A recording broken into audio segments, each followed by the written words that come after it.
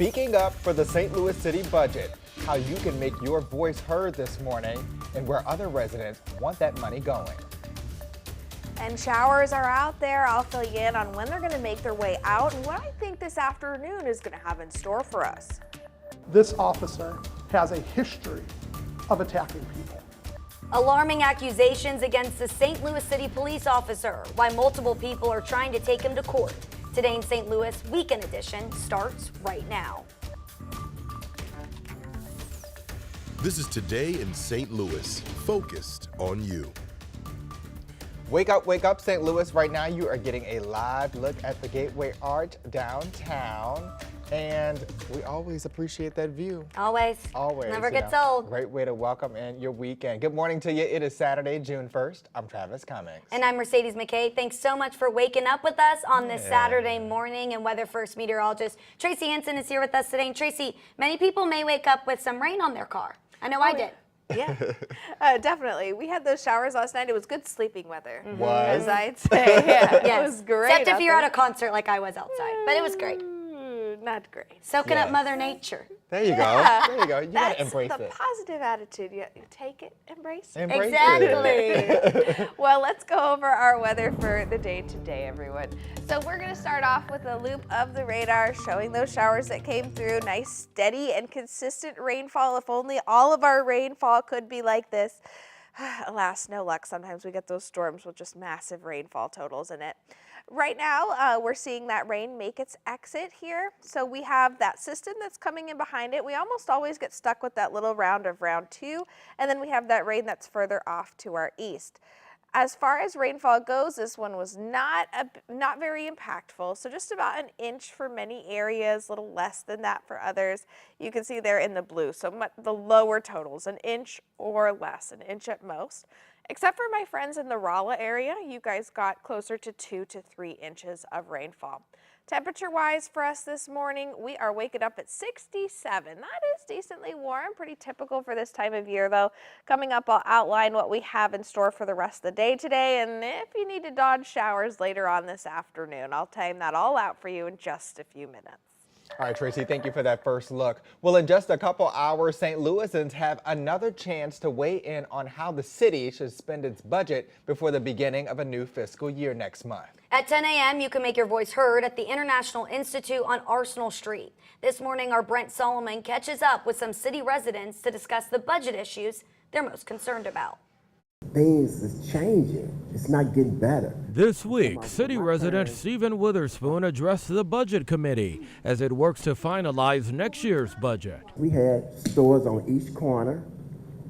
We had Sears and Roebuck, different stores like that. I'm seeing things is deteriorating. Why are we not getting vacant houses torn down? And they've been there like 20 years. He's one of several people who gathered at the Urban League to sound off on what they feel the city should focus on. I don't see enough money in for parks and recreation. When we call for defunding the police, we mean it. Right now, getting rid of ShotSpotter, Real-Time Crime Center, SWAT, and vacant positions would be a good start. We don't need really more policing.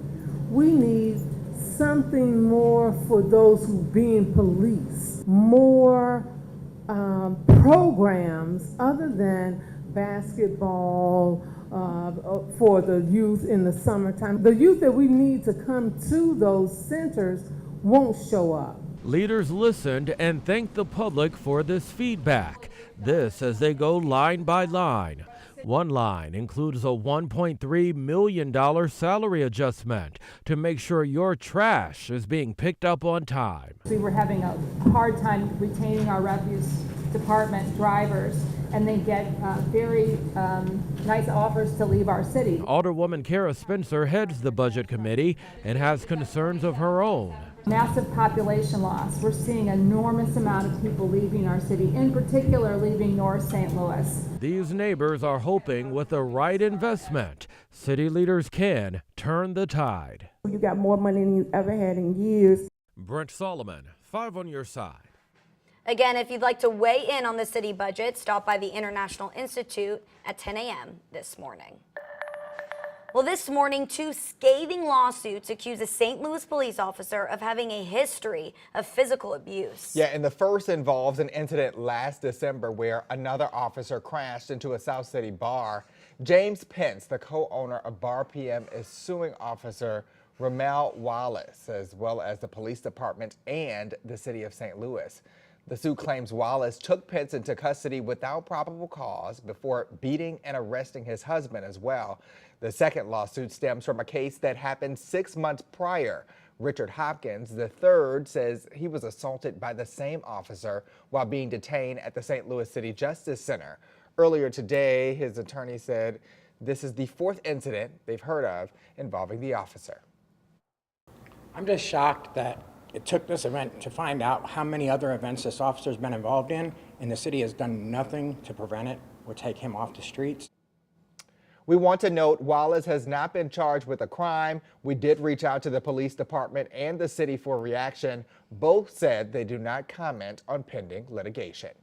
An update this morning to a story we've been following since Thursday. Water pressure is now restored to a North St. Louis apartment building. Tenants at Webster School Senior Apartments complain their water has been consistently or completely dried up for weeks.